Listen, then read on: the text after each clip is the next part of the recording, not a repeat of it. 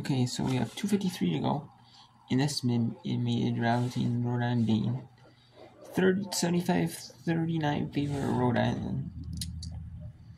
We have 34-20 Winthrop up on Gardner Webb. 3:40 go in the first half. 3:20 go in the first half. Richmond 26-19 over St. Bonaventure. St. Bonaventure is one of the bottom tier 10 teams.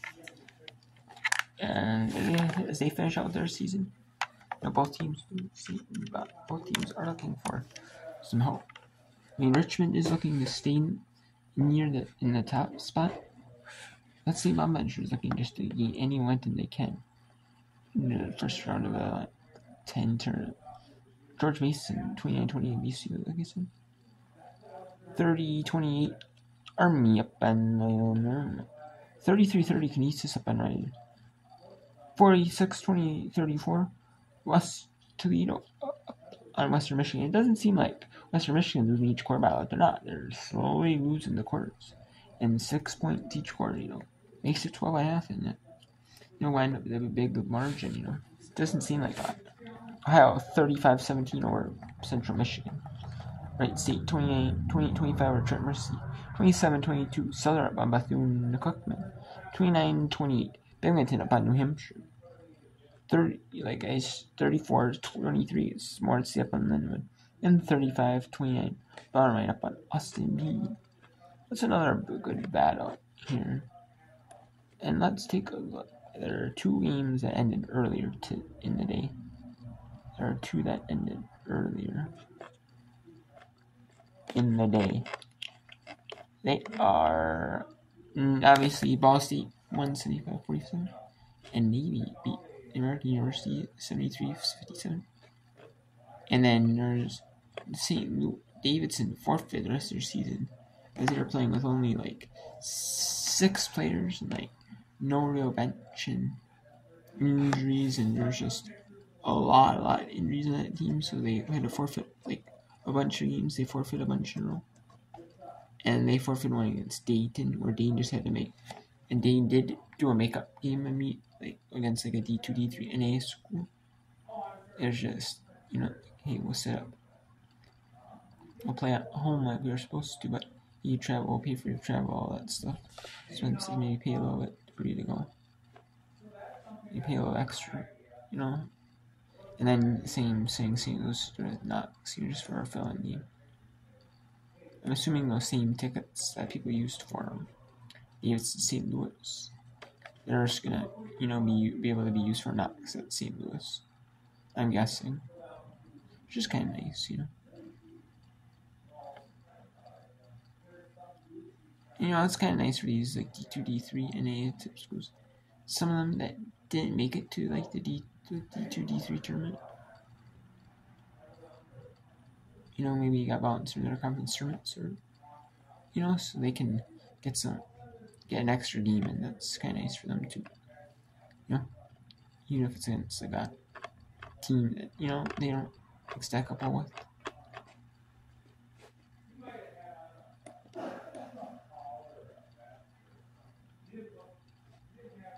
But then so yeah. Let's go to. What's a good mid-major battle to pick up? There's a bunch of good mid-majors. But let's actually pick a Patriot League. Let's pick this Patriot League battle. 30-28. It's a half, but we'll pick it up. We'll pick it anyways. Because it's a good mid-major. Patriot League. We'll pick that later. And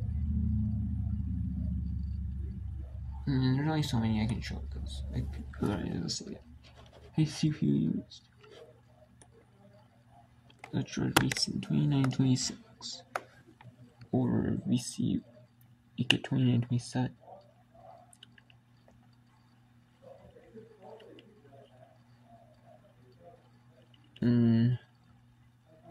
There has been some upsets in the Patriot League. Like St. Joseph's just had another one.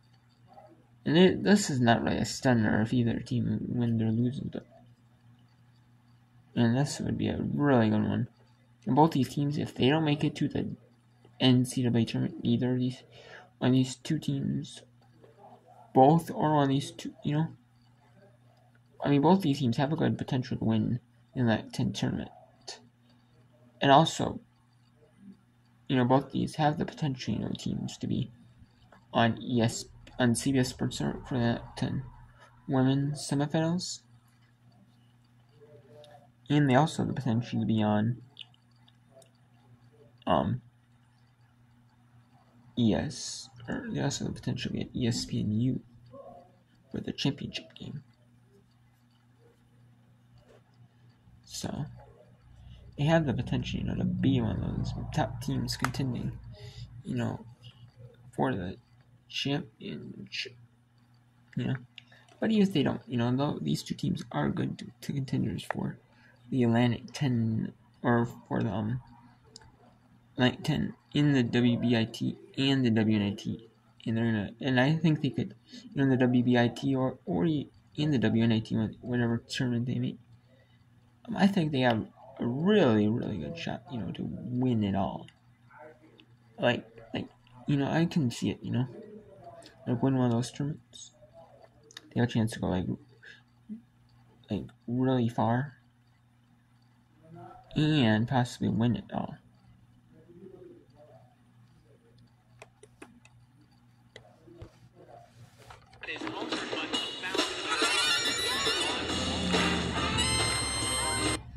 That was a great duck in by Khalil.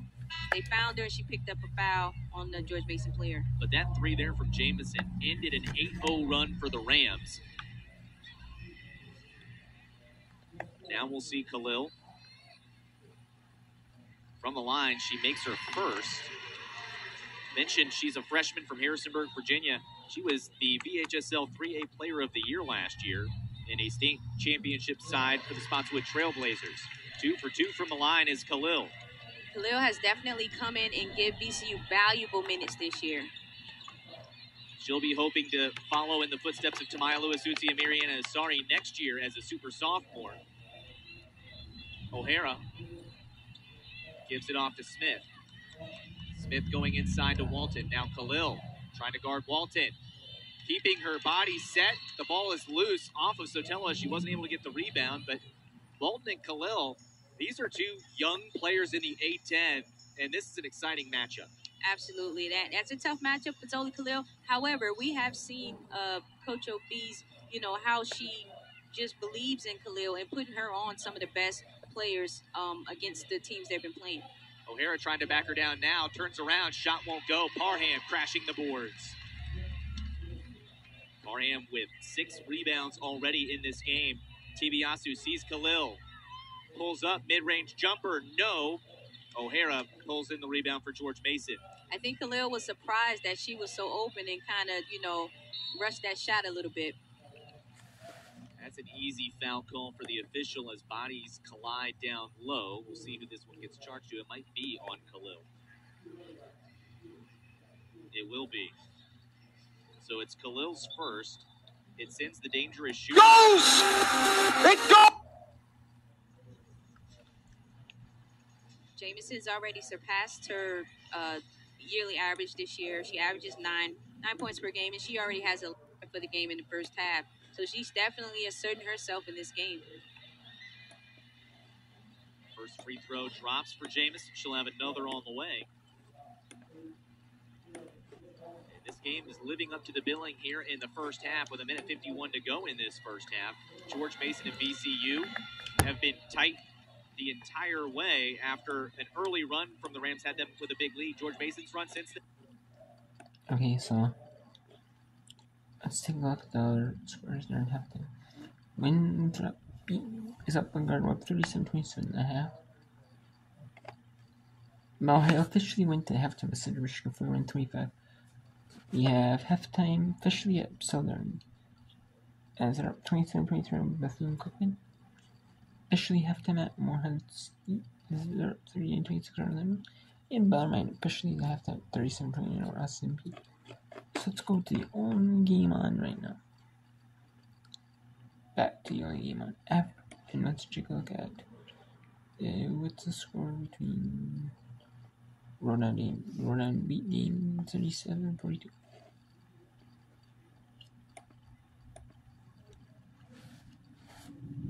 corner. That was dangerous, but Smith, a very good basketball player, able to get out of that trouble. Now the shot clock winding down on her.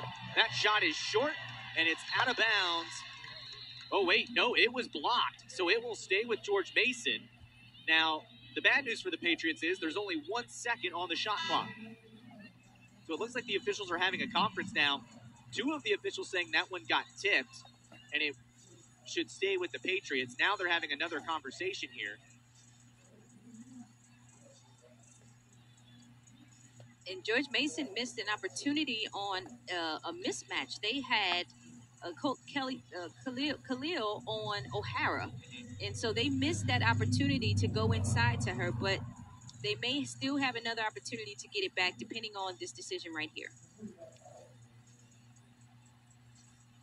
And they're going to take a look at this. I don't know if they're looking to see the time on the shot clock or if it should go to VCU.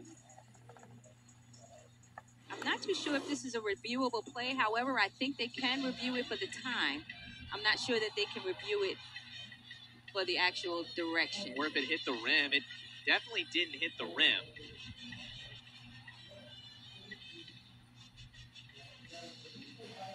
We'll see what they're reviewing here in a moment as they're huddled over there right now. As it stands, 1 second on the shot clock. That appeared to be the right time by the time the ball landed out of bounds, which is when it's supposed to stop. But you're right, it might be to get the game clock right as well. A whole number of things they could be looking at here, but with 34-32, George Mason ahead in a very close ball game here in the first half. Definitely a big call. You want to get it right, especially, you put, like you mentioned, Joe, 49.1 seconds. Currently, one second on the shot clock in a 2-point game. You definitely want to get it right. Looks like the one official is flashing 2, so maybe they're adding a second to the shot clock. We're about to get an explanation here.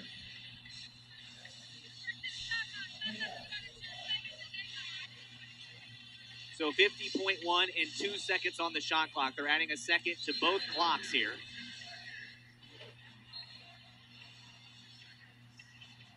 Not a ton of time, but 2 seconds better than 1 second. Absolutely. Every second counts in a game like this. And kudos to the officials for getting it right. Take the opportunity to take a moment to go into the monitor and get it right. So Suarez will inbound. This is almost going to be a catch and shoot situation.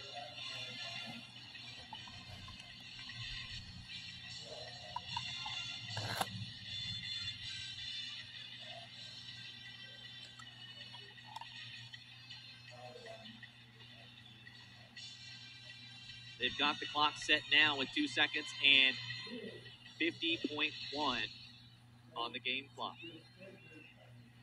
Pass is high. Tibiasu tips it.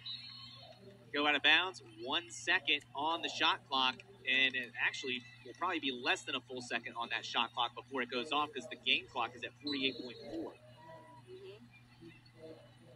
Tipped again, and there was no way. When that ball got deflected on the inbound, there was going to be no way they could get that shot off. So VCU with a shot clock violation forced. And that's the Rams defense. The crowd loving that. If I'm VCU, I'm taking this game clock down as far as I can possibly go to keep this game as tight as it can be and possibly go in with the lead for halftime. Well, if they hurried, they could have had a 2-for-1. It won't matter now as Jamison gets the steal. And now they can't kill the clock, but they can run it down to very little time. It would make it hard for VCU to get an inbound and a shot off. Suarez right in front of us being guarded by Tibiasu. And there is no 5-second count on the ball in college. Gives it off to O'Hara. O'Hara. Shot won't go. That's out of bounds. A shot clock violation with 3 seconds even on the clock. So the Rams have 3 seconds to get the ball up the floor and get a shot off. It goes to Tibiasu. Tibiasu racing. Half court shot is up. And no, it's no good. It's after that court.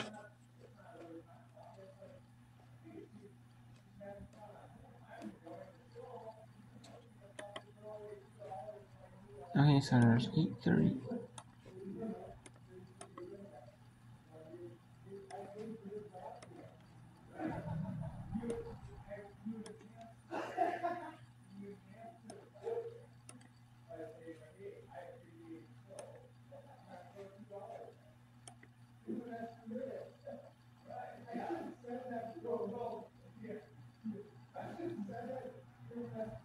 Okay, so let's go to Lipscomb in Eastern Kentucky.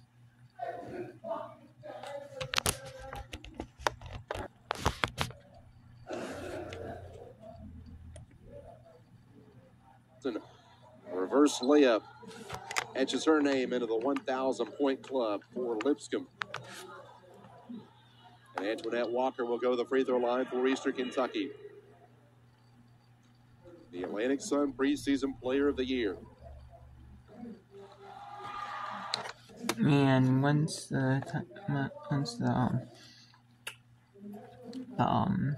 Life Miracle goes on, I will end the video.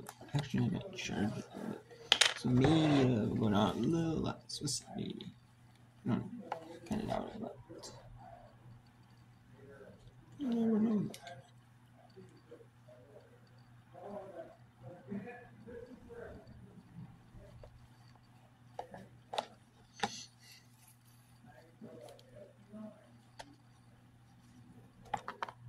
Anyways, it's 36:30. Lipscomb, Eastern Kentucky. It's a pivotal game for the conference tournament. Both are looking for, who might get like home court advantage if they're in the 4-5 matchup. Winner might get home court advantage. Loser might have to travel on the road this game. Or maybe it's at the same site, and maybe it's worth it, or it's just gonna be stay in Eastern Kentucky, at least in nearby, stay in actually, or maybe it's, or maybe Lipscomb, maybe East Lipscomb is supposed to, maybe Eastern Kentucky may have to go.